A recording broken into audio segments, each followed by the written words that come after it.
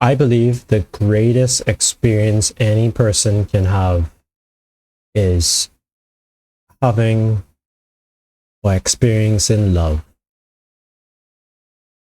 And when I say love, I mean a strong commitment, a strong desire to serve, self sacrifice for another human being.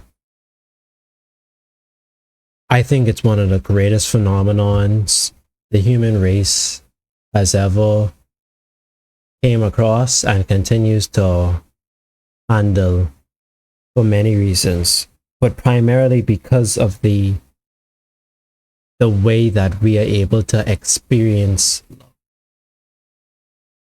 And when I say experience, I mean generally just straight out the straight out the gate. It's something exclusive to us humans.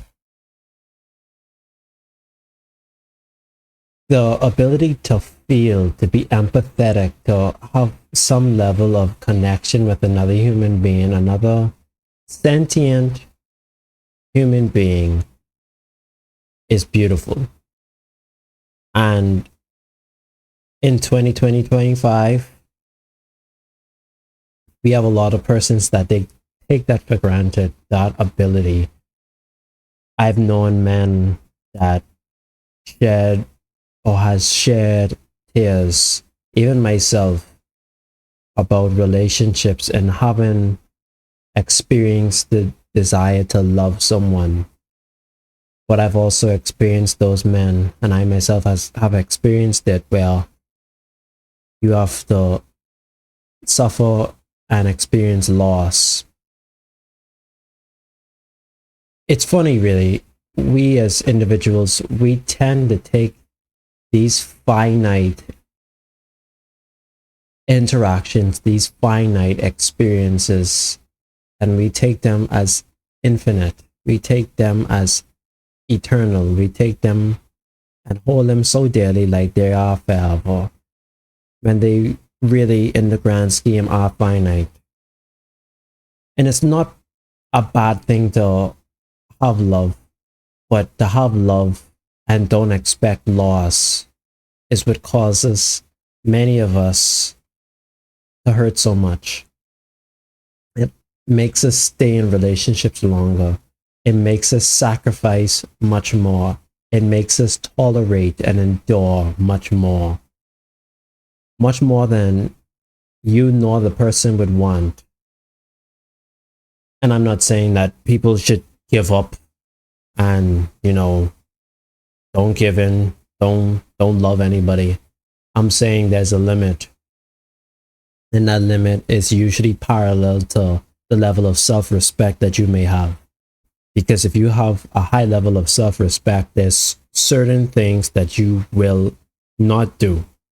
There's a certain standard that you will not undermine or go below. And there's a certain limit that you will have, a limit in terms of tolerance. Because after a certain amount of time or a certain level or extent, it's no longer possible for you to respect yourself and tolerate certain behaviors. I've loved before. I've been committed before. I've stayed loyal. And the persons that I would have been with, those girls, they a lot of the times take that for granted because I am loyal, or for whatever reasons.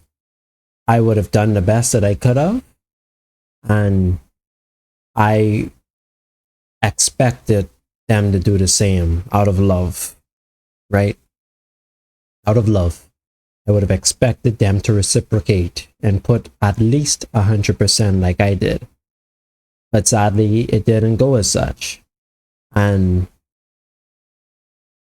what's funny is the relationship for me that lasted the longest was coming at a time that I had low self-respect and I was treated terribly because I didn't have self-respect.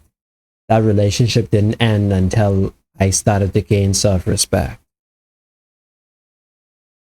I had to love myself first. I had to remind myself that I could have cared for myself enough.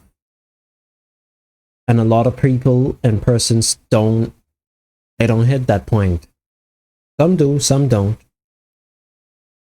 But it's the part of love that people tend to forget, which is why people, even when they say marriage isn't a basket of roses, they don't tell you that truth that this person is going to hurt you. This person is going to make your life a living hell. And in most cases, they're going to make your life a living hell because you are different individuals that come from completely different backgrounds, come from completely different individuals. And here you are trying to merge, in theory, oil and water.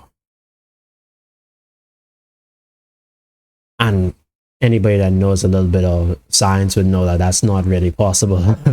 But it's beautiful. It's beautiful to experience and to feel and to be committed. It gives you a sense of purpose. A lot of persons need that sense of purpose. A job won't do it. Fulfillment, that's their fulfillment. A relationship, a marriage, a family. For those people, I respect you because it's a lot of work. A lot of work. I haven't made it to that point yet. I would hope to find that person and have that long-term relationship, but I can only hope and pray to God that it does happen. But for now, at my age and where I am in my career and my life, I'm happy. I'm well pleased with what I've achieved and accomplished, and I am content, or rather, I have a sense of purpose because I have a long-term goal and I have aspirations and dreams that I am constantly trying to make motion to. But one thing I can never forget is the experience of love. And I really do feel bad for people that haven't experienced it. I do. I really do. Because it's a beautiful thing.